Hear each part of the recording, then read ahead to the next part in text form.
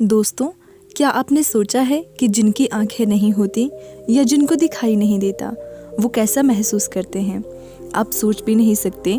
और आपको भगवान ने आंखें दी हैं जिनको आप खराब कर रहे हैं, उनका ध्यान नहीं रख रहे हैं।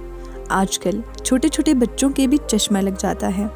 इस संसार का सुंदर नज़ारा हम अपनी आंखों से ही देख सकते हैं। अगर हमारी आंखों की रोशनी हमसे छिन जाएगी तो हम कुछ भी नहीं देख पाएंगे। ये दुनिया हमारे लिए बेरंग हो जाएगी। इसलिए अगर किसी की आंखों की रोशनी कम होने लगी है या जिसको बचपन में ही चश्मा लग गया है, वो इस कहानी को ध्यान से सुने। इस कहानी में आपको एक ऐसे चूर्ण के बारे में बताया जाएगा जिसका उपयोग करने से आपकी आंखों की रोशनी कुछ ही हफ्तों में वापस लौट आएगी और जिनको चश्मा लग गया है उनका चश्मा भी हट जाएगा। तो आप इस कहानी को पूरा ज़रूर सुनना। एक बार एक युवक जो अपनी आंखों को लेकर बहुत परेशान रहता था, वो एक गुरु के पास जाता है जो कि आयुर्वेद के एक बहुत बड़े ज्ञाता थे। वो युवक गुरु को प्रणाम करता है और कहता है, हे मुनिवर, मैं अपनी आंखों को लेकर बहुत परेशान हूँ। मेरी आंखों की रोशनी दिन ब दिन कम होती जा रही है। मुझे सब कुछ धुंधला धुंधला दिखाई देता है। कई बार तो मेरी आंखों में बहुत ज़्यादा दर्द और जलन होता है और बहुत ज़्यादा आंसू भी निकलते हैं। गुरुदेव, मेरी आंखें समय से पहले ही मेरा साथ छोड़ रही हैं। कृपया करके आप मुझे कोई ऐसा समाधान बताइए जिससे मैं अपनी आंखों की रोशनी को फिर से प्राप्त कर सकूं और आंखों की इन सभी समस्याओं से हमेशा हमेशा के लिए छुटकारा पा सकूं। उन गुरु ने उस युवक की सभी समस्याओं को ध्यान से सुना और फिर कहा कि बेटा, हमारे आयुर्वेद में आंखों से संबंधित एक पूरा उपनिषद लिखा गया है जिसे चक्षु उपनिषद कहा जाता है। इसके अलावा हमारे महर्षि वाग्भट ने आंखों के इलाज से संबंधित कई उपाय बताए हैं, कई नियम बताए हैं, जिसमें कुछ प्रमुख नियमों के बारे में आज मैं तुम्हें बताता हूँ। और इसके साथ ही आज मैं तुम्हें एक ऐसे चूर्ण के बारे में बताऊंगा जिसका 15 दिन उपयोग करने से ही आपकी आंखों की जो ज्योति है वो वापस लौट आएगी। और साथ में ही इन नियमों का पालन करने से सिर्फ कुछ ही हफ्तों में आपकी आंखों की रोशनी में एक आश्चर्यचकित परिवर्तन होगा। आप खुद देखेंगे कि आपकी आंखों की रोशनी वापस लौट आएगी और आपको पहले से अधिक स्पष्ट दिखाई देगा। और अगर तुम लंबे समय तक इस चूर्ण का उपयोग करते हो और इन नियमों का पालन करते हो तो तुम्हारी आंखों की सभी समस्याएं, सभी बीमारियां जड़ से खत्म हो जाएंगी और तुम्हारी आंखें हमेशा के लिए स्वस्थ और दृष्टिपूर्ण बनी रहेगी। फिर गुरु उस युवक से कहते हैं कि बेटा, सबसे पहले इन नियमों के बारे में जानते हैं, इसके बाद मैं तुम्हें उस चूर्ण के बारे में बताऊंगा, उस चूर्ण की विधि के बारे में बताऊंगा और ये भी बताऊंगा कि तुम्हें उसे किस तरह से प्रयोग करना है। फिर गुरु उस युवक से कहते हैं कि बेटा, अब तुम इन नियमों को ध्यान से सुनो। आंखों के उपचार के लिए आयुर्वेद का पहला नियम है कि सुबह उठते ही बिना कुल्ला किए अपने मुंह की लार को आंखों पर लगाना है। तुम जैसे ही सुबह बिस्तर से उठते हो तो बिस्तर पर बैठे हुए ही अपने मुंह की लार को आप उंगलियों में लो और उसे अपनी आंखों की कोर में काजल की तरह लगाओ। ये बहुत ही रामबाण इलाज है। आंखों की सभी समस्याओं का असल में हमारी लार में वो सभी तत्व पाए जाते हैं जो मिट्टी में होते हैं। और जब हम सुबह की लार को आंखों में लगाते हैं तो वो सभी पोषक तत्व हमारी आंखों को मिलने लगते हैं जो इसे स्वस्थ बनाए रखने के लिए बहुत ज़रूरी है। आंखों को हमेशा स्वस्थ बनाए रखने के लिए आयुर्वेद का दूसरा नियम है मुंह में पानी भरकर आंखों में धीरे धीरे छींटे मारना। तुम जब रोज़ सुबह अपनी आंखों को धोते हो तो उसे ऐसे ही मत धो, बल्कि उससे पहले अपने मुंह में पानी भरो, फिर अपनी आंखों पर कम से कम 20 छींटे मारो। छींटे इतनी तेज़ी से ना मारो कि आपकी आंखों में दर्द होने लगे, वो लाल हो जाए। हमें बस इतनी तेज़ी से छींटे मारने हैं ताकि पानी आपकी आंखों के अंदर चला जाए। जब आप आंखों में छींटे मारते हैं तो अंदर की छोटी से छोटी गंदगी भी पानी के साथ बाहर निकल जाती है और आंखें साफ हो जाती है। और मुंह में पानी भरने का कारण ये है कि जब हम आंखों में छींटे मारते हैं तो आंखों का कचरा जो है वो मुंह के रास्ते से ना जाकर सीधे आंखों से ही पानी के साथ बाहर निकल आता है, क्योंकि आंखों की कई बीमारियां सिर्फ आंखों में धूल मिट्टी जाने के कारण या कचरा जाने के कारण पैदा होती है। और जब ये सब कचरा साफ होगा तो हमारी आंखें भी स्वस्थ होंगी। फिर गुरु उस युवक को तीसरा नियम बताते हुए कहते हैं कि बेटा, सूर्यदेव को देखना है। हर दिन लगभग 5 मिनट के लिए सूर्यदेव को देखना है, लेकिन दोपहर में या तेज़ धूप में नहीं। सिर्फ उगने से 1 घंटे के अंदर अंदर या फिर सूर्यास्त होने के 1 घंटे पहले सबसे ज़्यादा अच्छा तो ये होगा कि तुम सूर्यदेव के उगने या अस्त होने के समय उनके दर्शन करो। और जब ज़रूरत महसूस हो तो पलकें झपका भी सकते हो। शुरू में इसे 1 मिनट के साथ शुरू करो और धीरे धीरे इसे 5 मिनट तक लेकर जाओ। सूर्य दर्शन के समय सूर्य की किरणें हमारी आँखों में अवशोषित होती हैं और हमारी आँखों को ठीक करती है। अंत में अपने दोनों हाथों को रगड़कर उसे अपनी आंखों के ऊपर रख लो, लेकिन इस बात का ध्यान रखना कि आपको अपनी आंखों के ऊपर रखना है, उन्हें दबाना नहीं है। ऐसा करने से आंखों को आराम मिलता है। चक्षु उपनिषद में सूर्यदेव को आंखों का वेद कहा गया है। फिर गुरु उस युवक को अगला नियम बताते हुए कहते हैं कि आंखों का व्यायाम करो। आप इसे किसी भी समय कर सकते हो, लेकिन सुबह और सोने के पहले करने से ये ज़्यादा फायदा देता है। इसके लिए सबसे पहले तो अपनी आंखों को 10 बार ऊपर नीचे करो और 10 बार ऊपर करो और 10 बार नीचे। जितना हो सके उतना ऊपर करो और जितना हो सके उतना ही नीचे लो। लेकिन इस बात का ध्यान रहे कि आंखों के साथ सर नहीं घूमना चाहिए, सर स्थिर होना चाहिए। सिर्फ और सिर्फ आपकी आंखें घूमनी चाहिए। आंखों को ऊपर नीचे करने के बाद आंखों को 10 बार बाईं ओर और 10 बार दाईं ओर लेकर जाओ। इसके बाद 10 बार आंखों को ऊपर कोने की ओर और 10 बार नीचे कोने की ओर लेकर जाओ। इसके बाद आंखों को गोल गोल घुमाते हुए एक वृत्ताकार आकृति बनाने का प्रयास करो। आंखों को 10 बार दाहिनी ओर गोल गोल घुमाएं और 10 बार बाईं ओर गोल गोल घुमाएं। फिर सबसे ज़रूरी व्यायाम, अपने हाथ के अंगूठे को अपनी दोनों आंखों के बीच में रखो और अपने नाखून के हिस्से को देखो और बिना ध्यान हटाए धीरे धीरे अपने अंगूठे को दूर लेकर जाओ। इस दौरान आपका पूरा ध्यान अंगूठे के नाखून पर होना चाहिए। जैसे ही अंगूठा दूर जाए तो सारा ध्यान अंगूठे से हटाकर उसके पीछे वाली चीज़ पर लगाओ। फिर वापस अंगूठे के नाखून पर ध्यान केंद्रित करो और फिर उसे धीरे धीरे अपने नाक के पास लो। इस प्रक्रिया को तुम्हें 10 बार दोहराना है और फिर इसके बाद अपने दोनों हथेलियों को रगड़कर अपनी दोनों आँखों को ढक लेना है और आँखों को आराम देना है।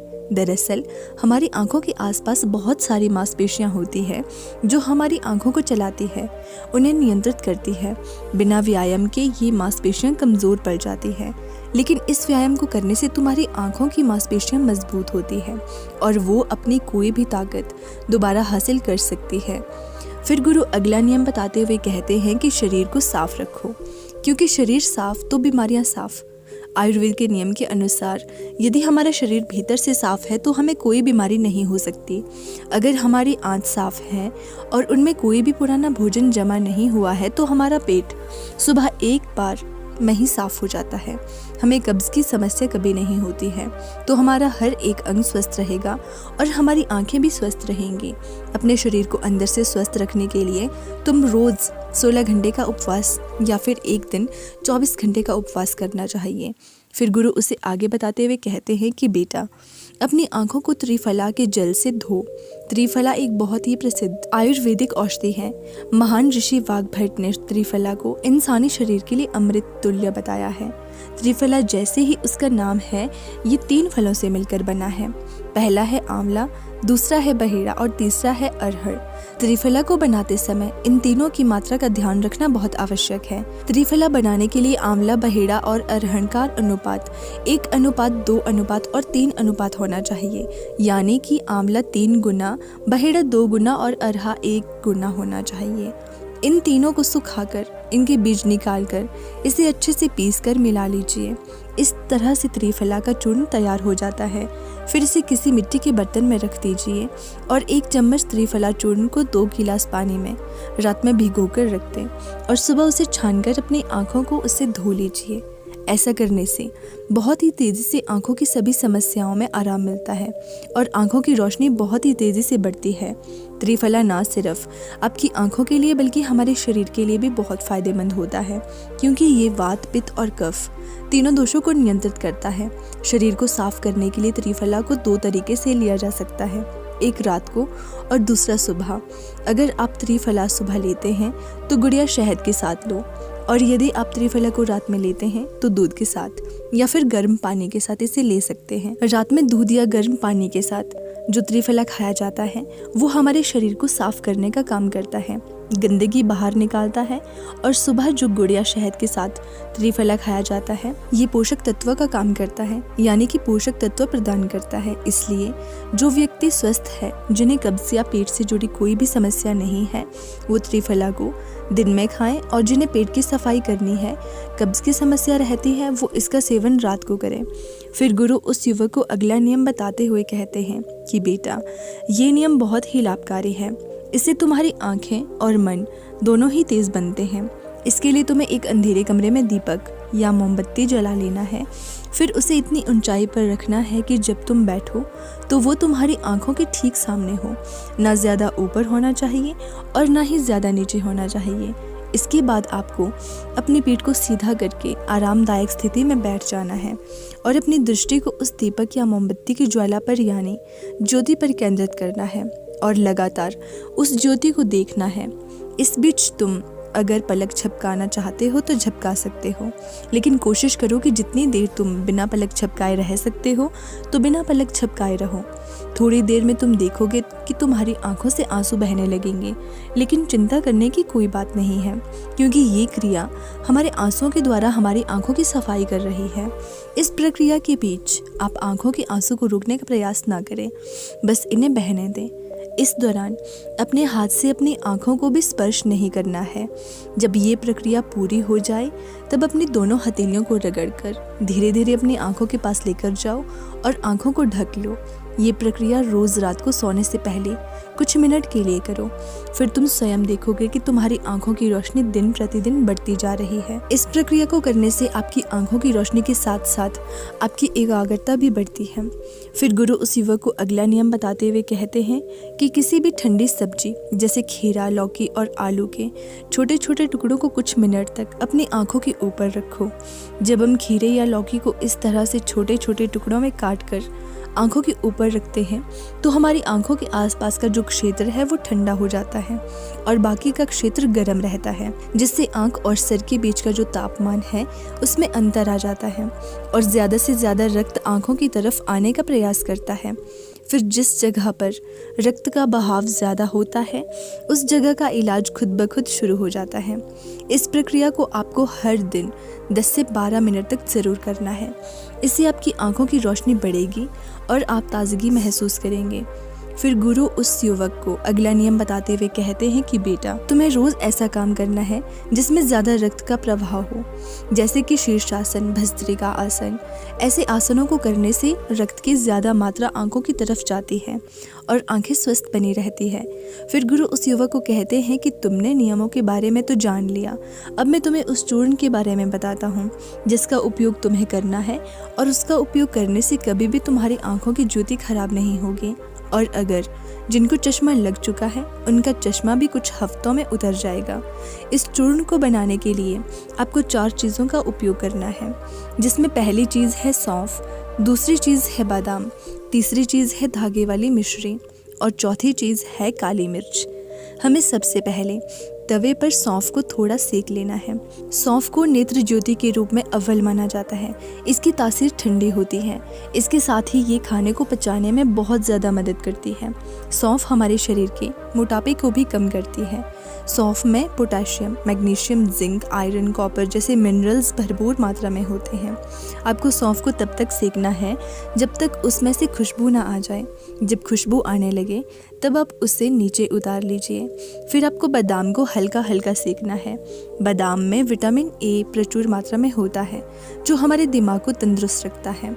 इसमें प्रोटीन और फाइबर काफ़ी अच्छी मात्रा में पाए जाते हैं, जिसकी वजह से हमारा पेट भरा भरा रहता है और ये हमारे मोटापे को भी कम करती है। इसके बाद आपको बादाम और सौंफ को अच्छे तरीके से पीस लेना है। इसका बारीक चूर्ण बना लेना है और इसके बाद आपको धागे वाली मिश्री में धागा निकाल लेना है और उसे कूट कर उसका बारीक चूर्ण बना लेना है। फिर आपको 10 से 15 काली मिर्च लेनी है। काली मिर्च में एंटी इन्फ्लामेटरी तत्व पाए जाते हैं, जो आँखों के लिए बहुत लाभदायक होते हैं। इसके साथ ही काली मिर्च जीवाणु रोधक और इम्यूनिटी बढ़ाने में सहायक होती है, जिससे आंखों की रोशनी मजबूत बनती है। काली मिर्च में विटामिन ए और विटामिन ई पाए जाते हैं, जो आंखों के लिए बहुत लाभदायक है। काली मिर्च को भी आपको अच्छी तरह से कूट लेना है, उसका भी बारीक चूर्ण बना लेना है। फिर आपको इन चारों चीज़ों को एक साथ मिक्स कर लेना है। फिर आपको इस चूर्ण को 1 चम्मच गुनगुने पानी में या फिर 1 गिलास दूध में सुबह सुबह खाली पेट लेना है। इसको लेने से आपकी आंखें बिल्कुल स्वस्थ रहेंगी और साथ ही साथ आपका पेट भी बिल्कुल साफ़ होगा। आप अच्छी तरह से फ्रेश हो पाएंगे। इससे आपको अच्छी नींद आएगी और आपकी आंखों की रोशनी और दिमाग तेज़ होगा। और ये चारों चीज़ें जो है वो आपको अपने घर में ही उपलब्ध हो जाएंगी। फिर गुरु उस युवक से कहते हैं कि बेटा, आज के समय में आंखों को स्वस्थ रखने के लिए जो सबसे ज़्यादा ज़रूरी है वो है अपनी स्क्रीन टाइम को कम करना। आजकल लोग सुबह उठते ही सबसे पहले अपने फ़ोन के मैसेज को देखते हैं और फिर पूरा दिन यहाँ तक कि देर रात तक मोबाइल या लैपटॉप को यूज़ करते हैं। और इन लैपटॉप, फ़ोन, टीवी से निकलने वाली लाइट हमारी आंखों के लिए बहुत नुकसानदायक होती है। इसलिए आप एक ऐसा रूटीन बनाएं जिसमें आप रात में 8 से 9 बजे के बाद किसी भी तरह की स्क्रीन को नहीं देखेंगे। ऐसा करने से आपकी आंखों को तो आराम मिलेगा ही, साथ ही साथ आपकी नींद जो है वो गहरी हो पाएगी और अगले दिन आप तरोताज़ा महसूस करेंगे। अगर आपका काम देर रात तक लैपटॉप पर है तो आप हर कुछ देर में ब्रेक लो, आंखों को बंद करो और उन्हें आराम दो। इसके अलावा आप अपने खाने में विटामिन ए और विटामिन सी को शामिल करो, जैसे कि गाजर, संतरा इत्यादि। ये सब आपकी आंखों को स्वस्थ रखने के लिए अहम भूमिका निभाते हैं। तो दोस्तों, मैं उम्मीद करती हूँ कि आपको इस कहानी से कुछ न कुछ तो सीखने को मिला ही होगा। वीडियो पसंद आई होगी तो वीडियो को लाइक करना और इसे अपने दोस्तों के साथ भी शेयर करना। ये कहानी आपको कैसी लगी हमें कमेंट बॉक्स में बताना और ऐसी ही प्रेरणादायक कहानी सुनने के लिए हमारे चैनल को सब्सक्राइब ज़रूर कर दें।